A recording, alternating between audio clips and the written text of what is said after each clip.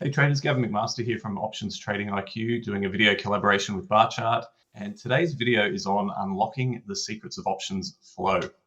Just a quick reminder before we start that everything discussed is for educational purposes only, is general in nature, and does not take into account your personal circumstances.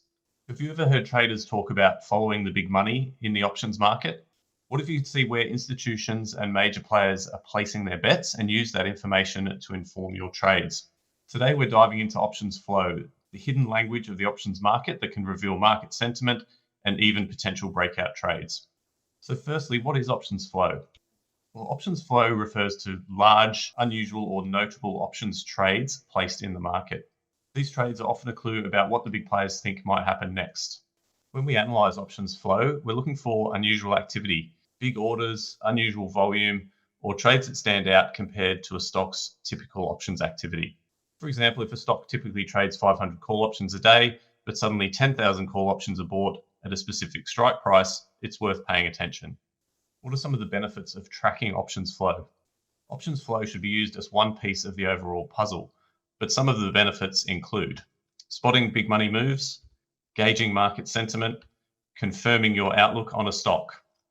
So now that we know a little bit about options flow, how do we identify unusual options flow? The options flow screener on barchart.com allows us to filter the most relevant information for our trading decision. Here are some tips. Look for high volume relative to open interest, large premium trades, sweeps and blocks, deep out of the money trades, or short-term expirations. Let's go over to Barchart and have a look at some examples. So if we go to barchart.com, I'm looking at CRM in this example. We just go down here on the left to options flow. And this is from back in May. Now, CRM reported their earnings on the 29th of May, and the market was disappointed with the outcome, and the stock was down 19% on the day. But if we have a look at the net trade sentiment, overall it was actually bullish. So very surprising given the magnitude of the move down, that we've actually got overall slightly bullish sentiment. And we can see here there was one trade in particular. At the time, CRM was trading at 269. This was in the 270 strike, and it was for a very far in the future expiration date, and it was traded at the ask. So we know that that's a buy trade. Someone's buying those call options with a large amount of premium. So that was one that stood out. And if we go forward a couple of days, and 2 days after the big earnings drop, we can see some really, really bullish sentiment. Lots of bullish trades here.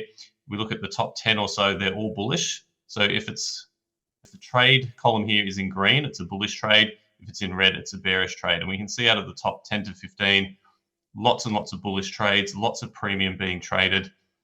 Out of the money strikes up at 320, in the money strikes for a long-term expiration, lots and lots of bullish trades. Now this is a put trade, but this is traded at the bid price. So we know that was a selling a put trade.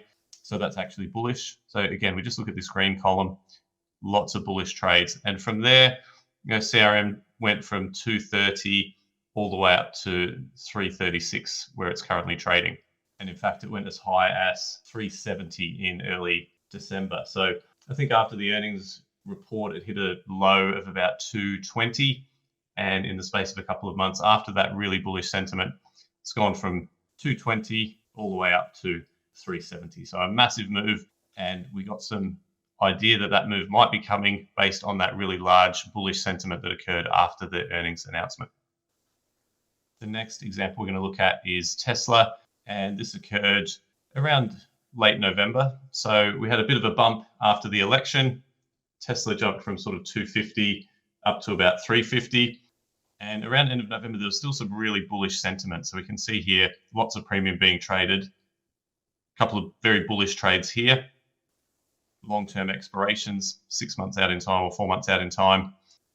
And the stock from then went from 350 up to 475 in a really quick space of time, space of a couple of weeks. So that was another really good example of where the flow was showing the potential bullish move.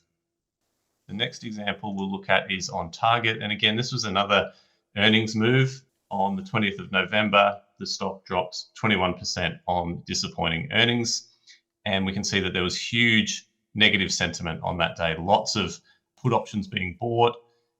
You can see here out of the top 10 to 15, mostly bearish trades, lots of premium being generated compared to the usual amount of size, high volume compared to the open interest, huge amount of bearish sentiment. But what's interesting with this one is that within a day or two, the sentiment really flips. So let's have a look at the future dates. So still quite negative on the 21st, overall sentiment, but we're starting to get some bullish trades in here. And then on the 22nd, it flips to bullish. And then on the 25th, quite bullish as well. And again, we're seeing now no bearish trades in our flow, all bullish trades.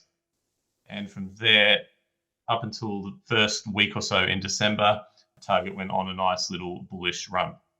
All right, last example we're going to look at is NVIDIA.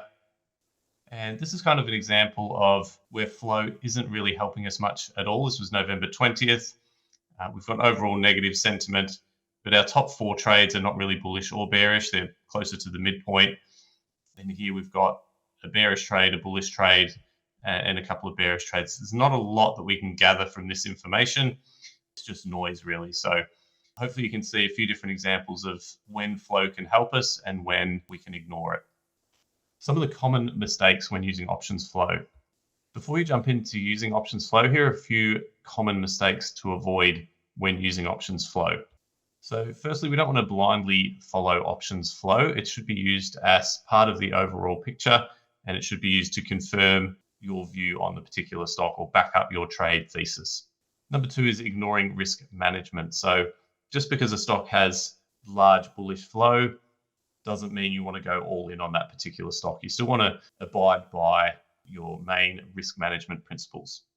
Another mistake is trading options that have a wide bid-ask spread. So even though the flow might be bullish, if it's on a illiquid stock or sometimes deep in the money options or deep out of the money options, long-term options, sometimes they have really wide bid-ask spreads. So we want to try and avoid those ones, because if we can't get filled near the midpoint, it's very hard to have a successful trade, and we're sort of behind the 8 ball from day one if we're not getting a good price on our initial entry. And don't forget, if an option's got a wide bid-ask spread, it's impacting us on the entry, but also on any adjustments and the exit as well. So there's a lot of slippage potentially involved there. A similar point here with illiquid options. We want to try and avoid those, again, because we're not going to be able to get filled at a good price. It makes it very, very hard to have a successful trade and to maintain an edge on our options trades. Some people might want to avoid high delta trades as well. So if we're looking at options flow and the delta is 80, 85, we might want to ignore those ones. A lot of the times, options flow and unusual options activity will be occurring in the out of the money options, and those are the ones that we want to focus on. So in conclusion, options flow can give you incredible insights into where the big money is moving, but it's just one piece of the puzzle. Use it as a tool to uncover opportunities, confirm your trades, and align yourself with institutional players. If you enjoyed the video, please like, comment, and subscribe. Thanks for watching, and have a great day.